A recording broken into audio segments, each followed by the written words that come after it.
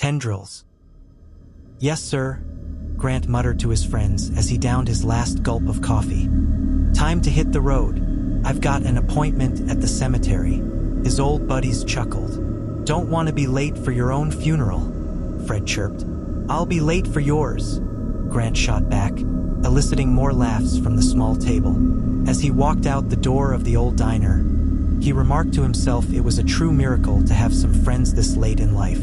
They were all hanging on, it seemed, the four of them. Friends since elementary school, and they were still around. As if none of them wanted to be the first to leave. The old diner was the high point of Grant's day. It was all downhill from here. He was glad he had someplace to go before heading back home. Back to Mitch. His wife's name was Michelle, but he'd gotten to calling her that since she got so tough these past few decades. Tough as nails, Mitch was. She was capable of some tenderness at certain moments, but over time her face had screwed up into a permanent scowl. She was always tasting something sour, but for better for worse, till death do us part. Speaking of that, Grant got to his appointment at Swan Wing Cemetery. So nice. The stones always looked so clean and the grass so well tended. So much work for such deceased people. Well, whatever, this is what Mitch wanted. To be buried in a nice place and for the two of them to be buried together. The man Grant was supposed to meet with, a Mr. Saunders, wasn't there. The only one there was a custodian who didn't have the keys to Saunders' office. Grant was supposed to check out the 2 plots Mitch had ordered over the phone with Saunders. She wanted to make sure the plots were in a nice location with a nice view. Whatever the view is, we're gonna get mighty sick of it real quick, Grant thought. He would never say something like that to Mitch's face, but thinking it was enough to satisfy him. Heading back to his car, Grant decided he was going to tell Mitch that he had met with Saunders, looked at the plots, and the view was unparalleled. Rolling hills, lush greenery, and a sky so big and blue you could fall right into it. Grant stopped when he felt it. The earth had moved. Was that an earthquake?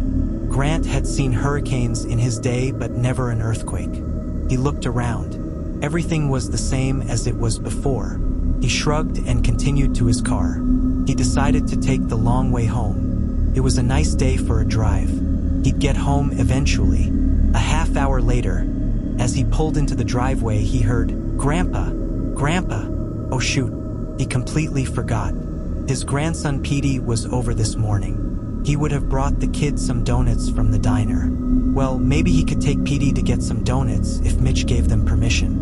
Grant turned to see the 6-year-old running out across the lawn. "Grandpa, it's Grandma's shoes." Petey's eyes were wide open. He was scared. Something happened. "All right, bud," Grant said, getting out of the car as Petey slammed into him, hugging his leg. "I don't know where she is," Petey exclaimed.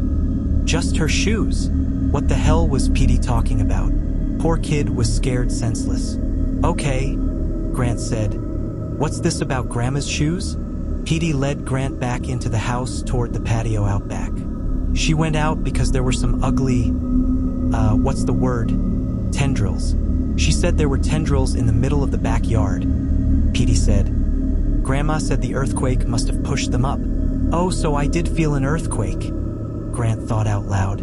"So she let me watch some TV while she got rid of the tendrils," Petey continued.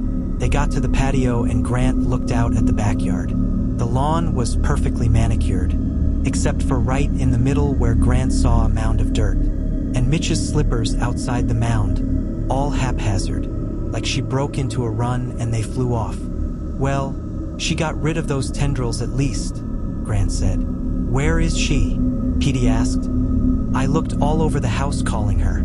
"I don't know, but I'm going to find her," Grant said, giving Petey's hair a tousle.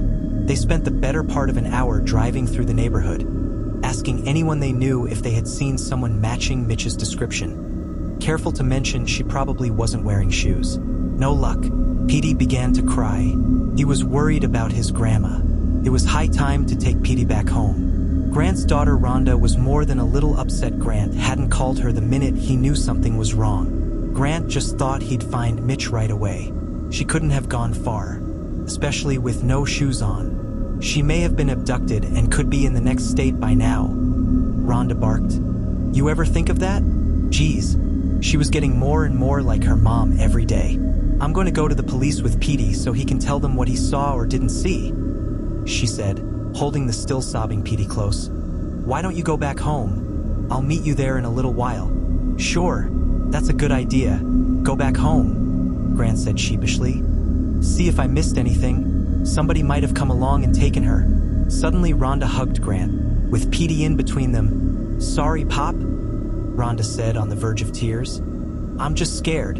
Me too, honey, Grant said. Me too. When Grant got back, he checked to see if there was any sign of anyone else on the property. He walked the perimeter of the house, and when he got to the backyard, he stopped and stared. Growing out of that dirt mound was a fresh pile of tendrils. They were green, but a weird kind of green. They were also covered with ugly yellow thorns. Well, now that is an eyesore, Grant mumbled to himself. No wonder Mitch wanted them gone. He went to Mitch's gardening bin by the back door and fetched a pair of hedge clippers and some gloves. He knew he should be focused on finding Mitch, but he felt like, in a way, he just needed to rid the backyard of the unsightly plants and get back on track. He knelt down, getting a good look at them. That green color was strange, like no kind of green he'd seen on any kind of vegetation. Almost a neon green. And those yellow thorns. Grant would have to be careful. He needed to do a test clip.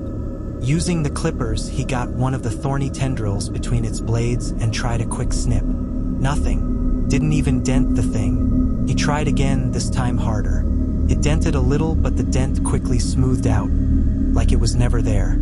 He got ready to do a third clip when the tendril sprang to life, coiling around Grant's forearm so quickly, he didn't realize what happened until after. Panicking, he dropped the clippers and tried to pry the tendril away. What the? Grant started, then felt the tendril's grip tighten, and those thorns tearing into his arm. Grant let out a scream at the sudden pain, when another tendril woke up and coiled around Grant's other arm, faster than a whip. Oh, Jesus! Grant cried as the tendrils squeezed harder, and those thorns, like a million fangs, sank deeper into his flesh. Ah, God! To his horror, he watched the neon green tendrils begin to turn dark red. They were drinking his blood. He couldn't pull back either. The tendrils were too strong. They held him in place as they began to slowly drain him. He felt his heart beat faster, pumping blood faster for the tendrils to drink. Help!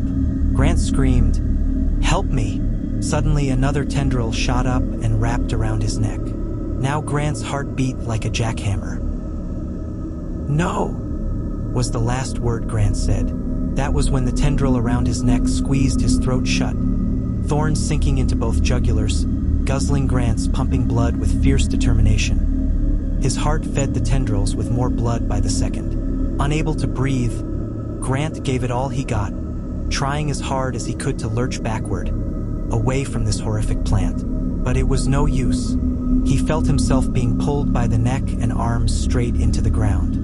The last thing Grant saw was that mound of dirt coming toward him, where an ominous spiral of more thorny tendrils emerged, like a gaping mouth, ready to swallow. And swallow it did. As the tendrils gorged themselves on his lifeblood, they pulled him further down, down into the dirt. He struggled a few moments longer. Then his body went limp. It didn't take long. After about 5 minutes, only Grant's lifeless legs were visible above ground. And it didn't take long for his legs to disappear either. As his feet got pulled under, his comfortable loafers slid off, just like Mitch's slippers did earlier. The good news was Mitch would get her wish. She and Grant would be buried together.